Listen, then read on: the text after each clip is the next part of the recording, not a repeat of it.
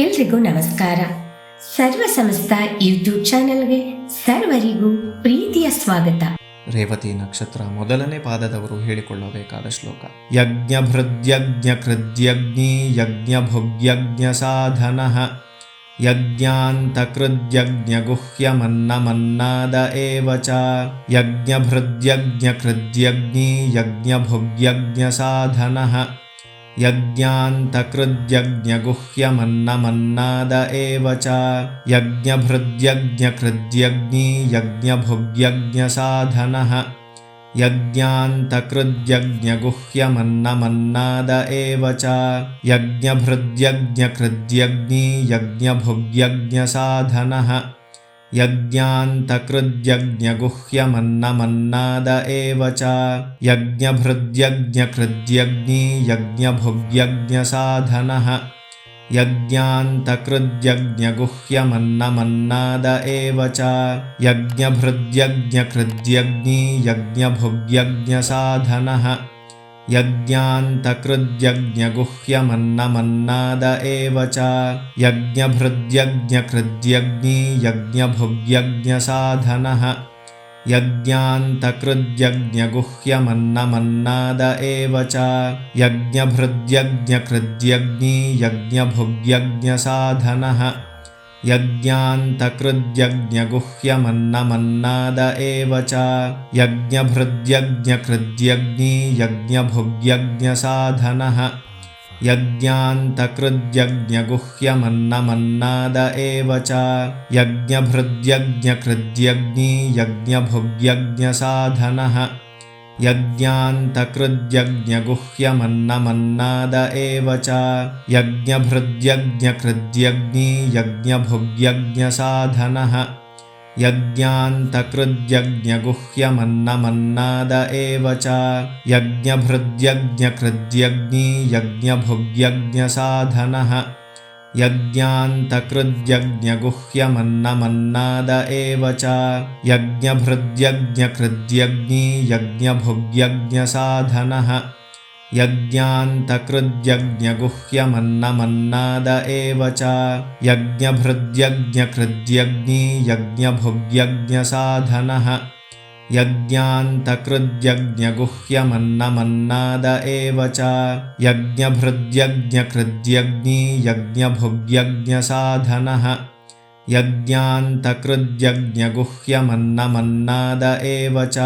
ಯಜ್ಞಭೃದ್ಯಜ್ಞಕೃದ್ಯಗ್ನಿ ಯಜ್ಞಭುಗ್ಯಜ್ಞ ಸಾಧನಃ ಯಜ್ಞಾಂತಕೃದ್ಯಜ್ಞಗುಹ್ಯಮನ್ನಮನ್ನಾದ ಏವ ಚ. ಯಜ್ಞಭೃದ್ಯಜ್ಞಕೃದ್ಯಗ್ನಿ ಯಜ್ಞಭುಗ್ಯಜ್ಞ ಸಾಧನಃ ಯಜ್ಞಾಂತಕೃದ್ಯಜ್ಞಗುಹ್ಯಮನ್ನಮನ್ನಾದ ಏವ ಚ. ಯಜ್ಞಭೃದ್ಯಜ್ಞಕೃದ್ಯಗ್ನಿ ಯಜ್ಞಭುಗ್ಯಜ್ಞ ಸಾಧನಃ ಯಜ್ಞಾಂತಕೃದ್ಯಜ್ಞಗುಹ್ಯಮನ್ನಮನ್ನಾದ ಏವ ಚ. ಯಜ್ಞಭೃದ್ಯಜ್ಞಕೃದ್ಯಗ್ನಿ ಯಜ್ಞಭುಗ್ಯಜ್ಞ ಸಾಧನಃ ಯಜ್ಞಾಂತಕೃದ್ಯಜ್ಞಗುಹ್ಯಮನ್ನಮನ್ನಾದ ಏವ ಚ. ಯಜ್ಞಭೃದ್ಯಜ್ಞಕೃದ್ಯಗ್ನಿ ಯಜ್ಞಭುಗ್ಯಜ್ಞ ಸಾಧನಃ ಯಜ್ಞಾಂತಕೃದ್ಯಜ್ಞಗುಹ್ಯಮನ್ನಮನ್ನಾದ ಏವ ಚ. ಯಜ್ಞಭೃದ್ಯಜ್ಞಕೃದ್ಯಗ್ನಿ ಯಜ್ಞಭುಗ್ಯಜ್ಞ ಸಾಧನಃ ಯಜ್ಞಾಂತಕೃದ್ಯಜ್ಞಗುಹ್ಯಮನ್ನಮನ್ನಾದ ಏವ ಚ. ಯಜ್ಞಭೃದ್ಯಜ್ಞಕೃದ್ಯಗ್ನಿ ಯಜ್ಞಭುಗ್ಯಜ್ಞ ಸಾಧನಃ ಯಜ್ಞಾಂತಕೃದ್ಯಜ್ಞಗುಹ್ಯಮನ್ನಮನ್ನಾದ ಏವ ಚ. ಯಜ್ಞಭೃದ್ಯಜ್ಞಕೃದ್ಯಗ್ನಿ ಯಜ್ಞಭುಗ್ಯಜ್ಞ ಸಾಧನಃ ಯಜ್ಞಾಂತಕೃದ್ಯಜ್ಞಗುಹ್ಯಮನ್ನಮನ್ನಾದ ಏವ ಚ. ಯಜ್ಞಭೃದ್ಯಜ್ಞಕೃದ್ಯಗ್ನಿ ಯಜ್ಞಭುಗ್ಯಜ್ಞ ಸಾಧನಃ ಯಜ್ಞಾಂತಕೃದ್ಯಜ್ಞಗುಹ್ಯಮನ್ನಮನ್ನಾದ ಏವ ಚ. ಯಜ್ಞಭೃದ್ಯಜ್ಞಕೃದ್ಯಗ್ನಿ ಯಜ್ಞಭುಗ್ಯಜ್ಞ ಸಾಧನಃ ಯಜ್ಞಾಂತಕೃದ್ಯಜ್ಞಗುಹ್ಯಮನ್ನಮನ್ನಾದ ಏವ ಚ. ಯಜ್ಞಭೃದ್ಯಜ್ಞಕೃದ್ಯಗ್ನಿ ಯಜ್ಞಭುಗ್ಯಜ್ಞ ಸಾಧನಃ ಯಜ್ಞಾಂತಕೃದ್ಯಜ್ಞಗುಹ್ಯಮನ್ನಮನ್ನಾದ ಏವ ಚ.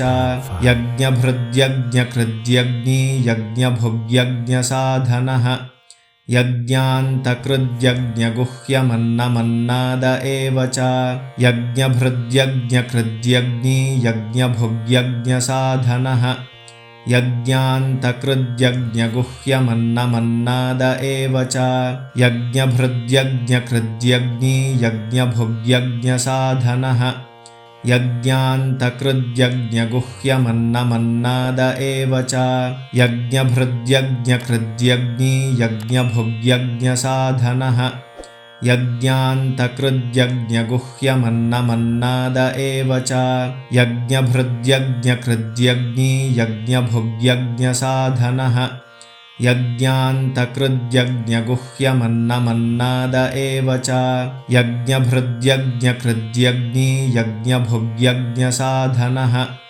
यज्ञान्तकृद्यज्ञगुह्यमन्नमन्नाद एव च यज्ञभृद्यज्ञकृद्यग्नि यज्ञभुग्यज्ञसाधनः यज्ञान्तकृद्यज्ञगुह्यमन्नमन्नाद एव च यज्ञभृद्यज्ञकृद्यग्नि यज्ञभुग्यज्ञसाधनः यज्ञान्तकृद्यज्ञगुह्यमन्नमन्नाद एव च यज्ञभृद्यज्ञकृद्यग्नि यज्ञभुग्यज्ञसाधनः यज्ञान्तकृद्यज्ञगुह्यमन्नमन्नाद एव च यज्ञभृद्यज्ञकृद्यग्नि यज्ञभुग्यज्ञसाधनः यज्ञान्तकृद्यज्ञगुह्यमन्नमन्नाद एव च यज्ञभृद्यज्ञकृद्यग्नि यज्ञभुग्यज्ञसाधनः यज्ञान्तकृद्यज्ञगुह्यमन्नमन्नाद एव च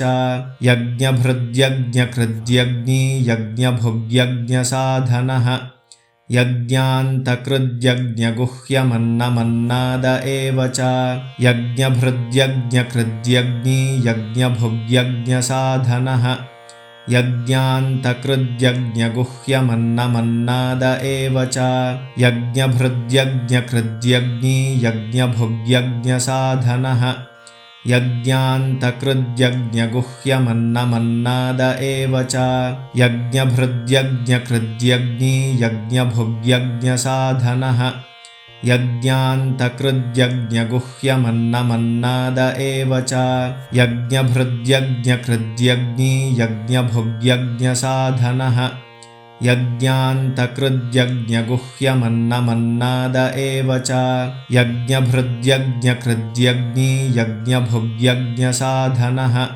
यज्ञान्तकृद्यज्ञगुह्यमन्नमन्नाद एव च यज्ञभृद्यज्ञकृद्यग्नि यज्ञभुग्यज्ञसाधनः यज्ञान्तकृद्यज्ञगुह्यमन्नमन्नाद एव च यज्ञभृद्यज्ञकृद्यग्नि यज्ञभुग्यज्ञसाधनः यज्ञान्तकृद्यज्ञगुह्यमन्नमन्नाद एव च यज्ञभृद्यज्ञकृद्यग्नि यज्ञभुग्यज्ञसाधनः यज्ञान्तकृद्यज्ञगुह्यमन्नमन्नाद एव च यज्ञभृद्यज्ञकृद्यग्नि यज्ञभुग्यज्ञसाधनः यज्ञान्तकृद्यज्ञगुह्यमन्नमन्नाद एव च यज्ञभृद्यज्ञकृद्यग्नि यज्ञभुग्यज्ञसाधनः यज्ञान्तकृद्यज्ञगुह्यमन्नमन्नाद एव च यज्ञभृद्यज्ञकृद्यग्नि यज्ञभुग्यज्ञसाधनः यज्ञान्तकृद्यज्ञगुह्यमन्नमन्नाद एव च यज्ञभृद्यज्ञकृद्यग्नि यज्ञभुग्यज्ञसाधनः यज्ञान्तकृद्यज्ञगुह्यमन्नमन्नाद एव च यज्ञभृद्यज्ञकृद्यग्नि यज्ञभुग्यज्ञसाधनः यज्ञान्तकृद्यज्ञगुह्यमन्नमन्नाद एव च यज्ञभृद्यज्ञकृद्यग्नि यज्ञभुग्यज्ञसाधनः यज्ञान्तकृद्यज्ञगुह्यमन्नमन्नाद एव च यज्ञभृद्यज्ञकृद्यग्नि यज्ञभुग्यज्ञसाधनः यज्ञान्तकृद्यज्ञगुह्यमन्नमन्नाद एव च यज्ञभृद्यज्ञकृद्यग्नि यज्ञभुग्यज्ञसाधनः यज्ञान्तकृद्यज्ञगुह्यमन्नमन्नाद एव च यज्ञभृद्यज्ञकृद्यग्नि यज्ञभुग्यज्ञसाधनः यज्ञान्तकृद्यज्ञगुह्यमन्नमन्नाद एव च यज्ञभृद्यज्ञकृद्यग्नि यज्ञभुग्यज्ञसाधनः यज्ञान्तकृद्यज्ञगुह्यमन्नमन्नाद एव च यज्ञभृद्यज्ञकृद्यग्नि यज्ञभुग्यज्ञसाधनः यज्ञान्तकृद्यज्ञगुह्यमन्नमन्नाद एव च यज्ञभृद्यज्ञकृद्यग्नि यज्ञभुग्यज्ञसाधनः यज्ञान्तकृद्यज्ञगुह्यमन्नमन्नाद एव च यज्ञभृद्यज्ञकृद्यग्नि यज्ञभुग्यज्ञसाधनः यज्ञान्तकृद्यज्ञगुह्यमन्नमन्नाद एव च यज्ञभृद्यज्ञकृद्यग्नि यज्ञभुग्यज्ञसाधनः यज्ञान्तकृद्यज्ञगुह्यमन्नमन्नाद एव च यज्ञभृद्यज्ञकृद्यग्नि यज्ञभुग्यज्ञसाधनः यज्ञान्तकृद्यज्ञगुह्यमन्नमन्नाद एव च यज्ञभृद्यज्ञकृद्यग्नि यज्ञभुग्यज्ञसाधनः यज्ञान्तकृद्यज्ञगुह्यमन्नमन्नाद एव च यज्ञभृद्यज्ञकृद्यग्नि यज्ञभुग्यज्ञसाधनः यज्ञान्तकृद्यज्ञगुह्यमन्नमन्नाद एव च यज्ञभृद्यज्ञकृद्यग्नि यज्ञभुग्यज्ञसाधनः यज्ञान्तकृद्यज्ञगुह्यमन्नमन्नाद एव च यज्ञभृद्यज्ञकृद्यग्नि यज्ञभुग्यज्ञसाधनः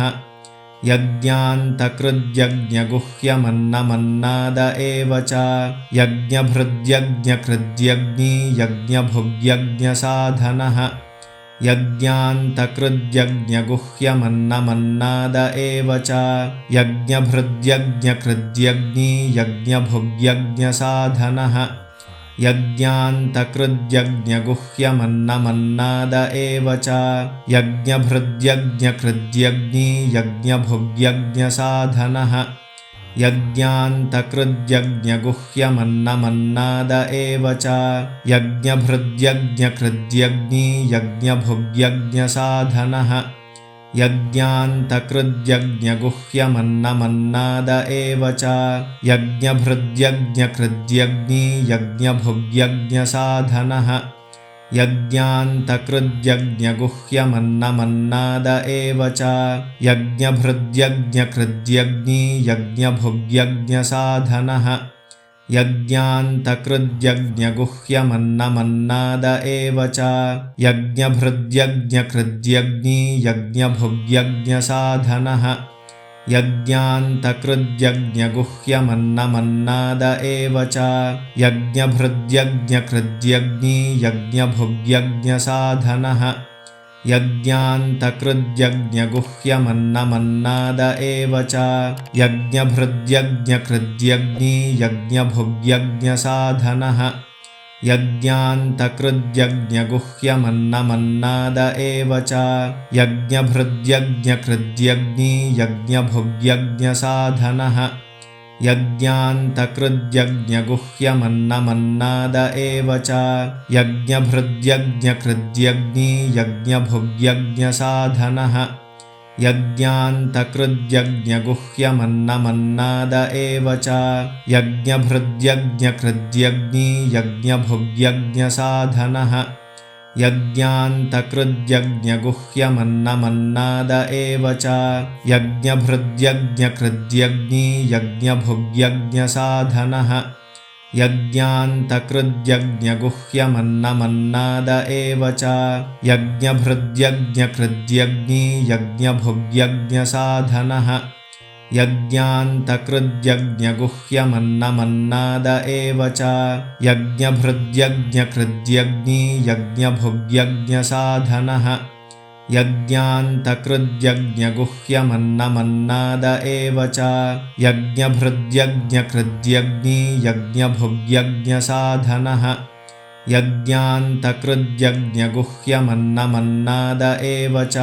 यज्ञभृद्यज्ञकृद्यग्नि यज्ञभुग्यज्ञसाधनः यज्ञान्तकृद्यज्ञगुह्यमन्नमन्नाद एव च यज्ञभृद्यज्ञकृद्यग्नि यज्ञभुग्यज्ञसाधनः यज्ञान्तकृद्यज्ञगुह्यमन्नमन्नाद एव च यज्ञभृद्यज्ञकृद्यग्नि यज्ञभुग्यज्ञसाधनः यज्ञान्तकृद्यज्ञगुह्यमन्नमन्नाद एव च यज्ञभृद्यज्ञकृद्यग्नि यज्ञभुग्यज्ञसाधनः यज्ञान्तकृद्यज्ञगुह्यमन्नमन्नाद एव च यज्ञभृद्यज्ञकृद्यग्नि यज्ञभुग्यज्ञसाधनः यज्ञान्तकृद्यज्ञगुह्यमन्नमन्नाद एव च यज्ञभृद्यज्ञकृद्यग्नि यज्ञभुग्यज्ञसाधनः यज्ञान्तकृद्यज्ञगुह्यमन्नमन्नाद एव च यज्ञभृद्यज्ञकृद्यग्नि यज्ञभुग्यज्ञसाधनः यज्ञान्तकृद्यज्ञगुह्यमन्नमन्नाद एव च यज्ञभृद्यज्ञकृद्यग्नि यज्ञभुग्यज्ञसाधनः यज्ञान्तकृद्यज्ञगुह्यमन्नमन्नाद एव च यज्ञभृद्यज्ञकृद्यग्नि यज्ञभुग्यज्ञसाधनः यज्ञान्तकृद्यज्ञगुह्यमन्नमन्नाद एव च यज्ञभृद्यज्ञकृद्यग्नि यज्ञभुग्यज्ञसाधनः यज्ञान्तकृद्यज्ञगुह्यमन्नमन्नाद एव च यज्ञभृद्यज्ञकृद्यग्नि यज्ञभुग्यज्ञसाधनः यज्ञान्तकृद्यज्ञगुह्यमन्नमन्नाद एव च यज्ञभृद्यज्ञकृद्यग्नि यज्ञभुग्यज्ञसाधनः यज्ञान्तकृद्यज्ञगुह्यमन्नमन्नाद एव च यज्ञभृद्यज्ञकृद्यग्नि यज्ञभुग्यज्ञसाधनः यज्ञान्तकृद्यज्ञगुह्यमन्नमन्नाद एव च यज्ञभृद्यज्ञकृद्यग्नि यज्ञभुग्यज्ञसाधनः यज्ञान्तकृद्यज्ञगुह्यमन्नमन्नाद एव च यज्ञभृद्यज्ञकृद्यग्नि यज्ञभुग्यज्ञसाधनः यज्ञान्तकृद्यज्ञगुह्यमन्नमन्नाद एव च यज्ञभृद्यज्ञकृद्यग्नि यज्ञभुग्यज्ञसाधनः यज्ञान्तकृद्यज्ञगुह्यमन्नमन्नाद एव च यज्ञभृद्यज्ञकृद्यग्नि यज्ञभुग्यज्ञसाधनः यज्ञान्तकृद्यज्ञगुह्यमन्नमन्नाद एव च यज्ञभृद्यज्ञकृद्यग्नि यज्ञभुग्यज्ञसाधनः यज्ञान्तकृद्यज्ञगुह्यमन्नमन्नाद एव च यज्ञभृद्यज्ञकृद्यग्नि यज्ञभुग्यज्ञसाधनः यज्ञान्तकृद्यज्ञगुह्यमन्नमन्नाद एव च यज्ञभृद्यज्ञकृद्यग्नि यज्ञभुग्यज्ञसाधनः यज्ञान्तकृद्यज्ञगुह्यमन्नमन्नाद एव च यज्ञभृद्यज्ञकृद्यग्नि यज्ञभुग्यज्ञसाधनः यज्ञान्तकृद्यज्ञगुह्यमन्नमन्नाद एव च यज्ञभृद्यज्ञकृद्यग्नि यज्ञभुग्यज्ञसाधनः यज्ञान्तकृद्यज्ञगुह्यमन्नमन्नाद एव च यज्ञभृद्यज्ञकृद्यग्नि यज्ञभुग्यज्ञसाधनः यज्ञान्तकृद्यज्ञगुह्यमन्नमन्नाद एव च यज्ञभृद्यज्ञकृद्यग्नि यज्ञभुग्यज्ञसाधनः यज्ञान्तकृद्यज्ञगुह्यमन्नमन्नाद एव च यज्ञभृद्यज्ञकृद्यग्नि यज्ञभुग्यज्ञसाधनः यज्ञान्तकृद्यज्ञगुह्यमन्नमन्नाद एव च यज्ञभृद्यज्ञकृद्यग्नि यज्ञभुग्यज्ञसाधनः यज्ञान्तकृद्यज्ञगुह्यमन्नमन्नाद एव च. ಈ ಎಲ್ಲಾ ಶ್ಲೋಕಗಳನ್ನು ದಿನನಿತ್ಯ ಅಭ್ಯಾಸ ಮಾಡುತ್ತಾ ನಿಮ್ಮ ಬಂಧು ಬಾಂಧವರೊಂದಿಗೆ ಈ ವಿಡಿಯೋನ ಹಂಚಿಕೊಳ್ಳಿ. ಈ ವಿಡಿಯೋನ ನೋಡ್ತಾ ಇರುವಂತ ಎಲ್ಲರೂ ದಯವಿಟ್ಟು ಲೈಕ್ ಮಾಡಿ, ಶೇರ್ ಮಾಡಿ, ಕಮೆಂಟ್ ಮಾಡಿ. ಹೊಸದಾಗಿ ನೋಡ್ತಾ ಇದ್ರೆ ದಯವಿಟ್ಟು ಸಬ್ಸ್ಕ್ರೈಬ್ನ ಮಾಡ್ಕೊಳ್ಳಿ. ಧನ್ಯವಾದಗಳು. ನಮಸ್ಕಾರ. ಸರ್ವೇ ಜನಾಃ ಸುಖಿನೋ ಭವಂತು. ಸಮಸ್ತ ಸನ್ಮಂಗಳಾನಿ ಭವಂತು.